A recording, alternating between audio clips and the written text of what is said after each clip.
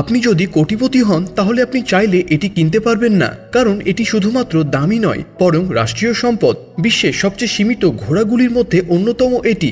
এই ঘোড়াটির নাম আখালটিকে। অনেক সময় একে গোল্ডেন হর্স বা স্বর্গীয় ঘোড়াও বলা হয়। এটি মূলত তুর্কিমনি স্থানের জাতীয় প্রতীক এবং একে বলা হয় the king of all horse বা সব ঘোড়ার রাজা, যা পৃথিবীতে এই ঘোড়ার সংখ্যা প্রায় ৬,৬৬০টির মতো। কিন্তু যেগুলোর গায়ের রং একদম সলিড বা একরঙা এমন মাত্র 10টা রয়েছে গোটা দুনিয়ায়। এই একরঙা ঘোড়াগুলোর মূল্যই লাখ বা কোটি টাকা নয়, পুরো 72 মিলিয়ন ডলার পর্যন্ত। কিন্তু দামটা এখানে থেমে নেই।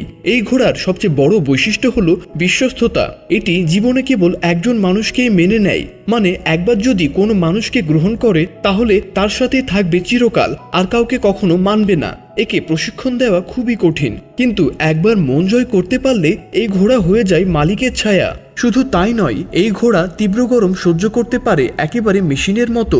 এটা একটানা 60 মাইল পর্যন্ত দৌড়াতে পারে। ছোট ছোট রেসিং ঘোড়াদের চাইতেও বেশি গতি নিয়ে দৌড়াতে পারে। তবে মজার বিষয় হলো, এত ক্ষমতা সম্পন্ন হওয়া সত্ত্বেও এই ঘোড়াগুলোকে আপনি কোনো সাধারণ রেসে দেখবেন না, কারণ এগুলো কখনো বাজারেই তোলা হয় না।